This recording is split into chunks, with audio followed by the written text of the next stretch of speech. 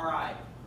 So, is everybody familiar with the expression beneath or below the fold? It's a newspaper term.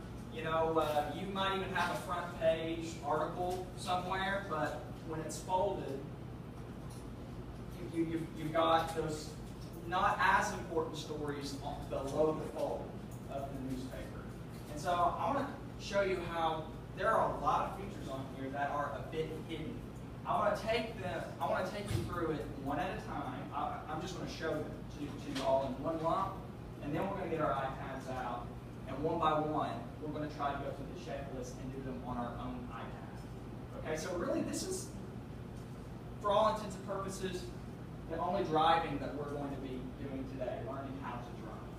Okay, so it's not going to be a whole lot of technical, do this, do this, do this.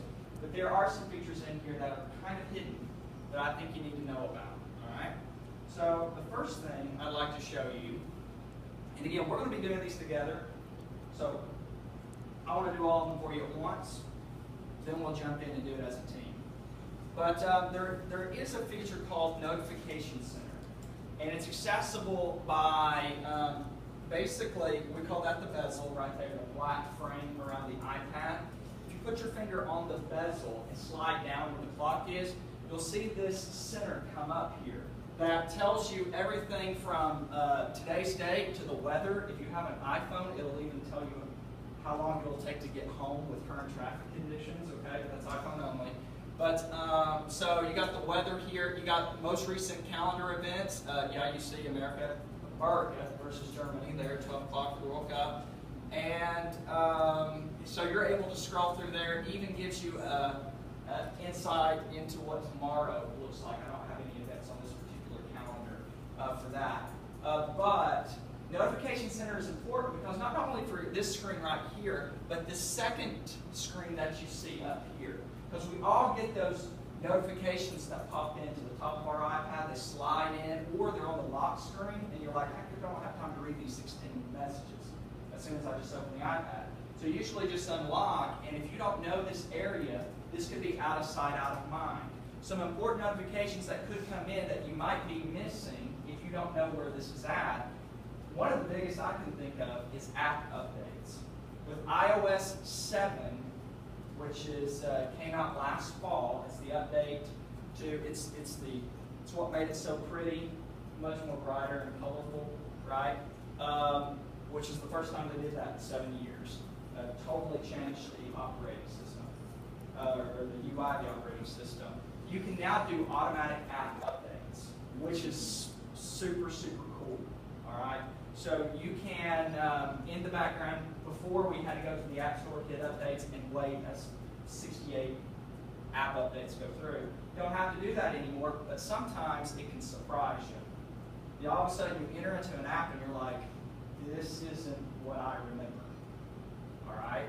And it might be that app that you use in the classroom all the time, and you don't want to discover the first, in front of the classroom, that, oh, they updated an app.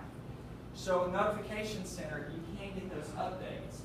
I just, this morning, it said that Google Drive, which is a pretty popular app, has been updated. I need to go in there and browse around a little bit. But also, if you subscribe to any apps for technology in the classroom, or even, you can even put discipline-specific periodical journals, can send you news updates through, okay?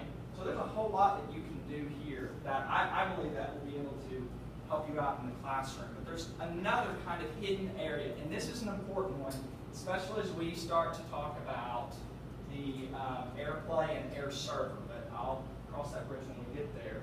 And this is new to iOS 7. If you have an iPad that's iOS 6, and just by eyesight, I can only see one right now, but if you have iOS 7, you have this thing called Control Center, and it exists by touching your finger on the white bezel down here and sliding it up, and you should get this little area here that can put your iPad in airplane mode if you need to, shut off the Wi-Fi, the Bluetooth, put it in Do Not Disturb, which basically that means that you really do that just for sleep, because notifications still come into your iPad if it's unlocked and on, okay?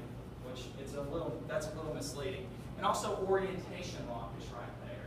Have you ever been wrestling with the iPad where it goes from, switches from portrait to landscape, you can hit that button right there and it's going to stick in that particular orientation. Okay? So that is Control Center. Also controls your music. Can control, well, you can't see it on there, but can control the brightness of the iPad, all in one little place. And you can also, if you're streaming any audio from an app, you can turn it on and off there, but generally you're in the app, so that's where you want to control the music from. Okay? But now there's another one, and that is, just really quickly, I do want to talk to you about some very important multi-touch gestures. They are the keyboard shortcuts for your fingers. We all use keyboard shortcuts, right? I mean, you know, the Control S, Control D, Control C to cut, copy, paste, and save documents. They only save a few seconds, but those seconds add up to minutes, add up to hours, and by the end of your career, add up to days. That you were just sitting there just clicking buttons that you didn't have to. So they automatically make you more productive.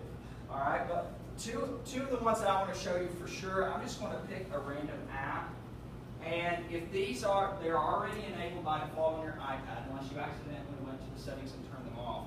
With 4 to 5 fingers, oh, that was the old security guard at Maryville College, just so you know. But that's how close-knit we are. We keep up with security guards. But 4 to 5 fingers, you can just do that to your screen, and automatically you're taken back to home. This button right here, I can only think of one use for it anymore. This home button. There's only one thing that I can think of how, oh yeah, that's why they still make them with home buttons. But that's how you kind of need to get your eyes around, or head around that. Instead of just going over here, click, click, click, click, 4 to 5 fingers, you can already been home. Okay? Another one is multitasking mode. Multitasking with iOS 7 has gotten a lot better, where you can kind of peek in apps. Okay? And then go to those apps if you want to. But multitasking before was always a double tap of the home button, and it takes me to apps that I had open previously. All right, but we can do that with our fingers too. This one takes a little bit of holding your mouth right. It's like riding a bicycle. Once you got it, you got it. All right, but I'm going to go to home to bring up multitasking mode. With 4 to 5 fingers, I'm just going to put my fingers on the iPad, trying not to touch, activate any apps, and sliding up. It's hard to do it when I'm standing up here, but 4 to 5 fingers slide up. It should bring you into this multitasking world. Already getting faster, more comfortable driving around this iPad. But one of the most important things I can tell you about is how to access Spotlight Search. Because Spotlight Search has moved between 6 and 7. That's one of the big things that they just completely changed. What does Spotlight Search allow you to do? If you're Darlene Smith and you have around 400 apps on your iPad, and you're doing that, trying to find them. Okay? You might even have them in pretty folders and everything, like I do here. Okay? You might even know that, but still, it takes so daggone long trying to find those apps. And even Spotlight Search can help you out with emails, contacts, songs on your iPad if you're in the humanities and you want to pull up a concerto or something like that. You can do all of that. And this is, again, a little bit of holding your mouth right here too. But what I'm going to do, and this is how you do it. It's the only way to access Spotlight Search. I'm just going to choose kind of a blank area in my iPad, and I'm going to tap it and tug down as soon as I touch it. And as I pull down, there should have been a spotlight that popped up here to allow you to search the entire iPad. Okay?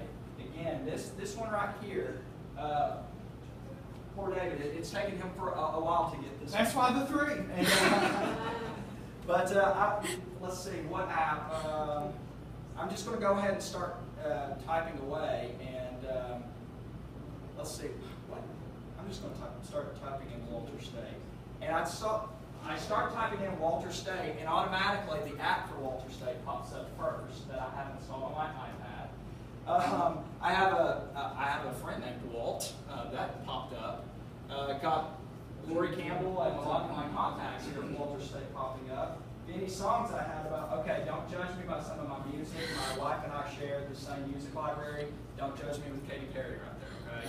But anyway, it's searching events, messages, and you can search the web and all of that, okay? So Spotlight Search, that's just a really important way to go through all of those apps, the hundreds of apps that I'm sure that you're going to be downloading after this conference. So I'd be willing to help, but what I'd like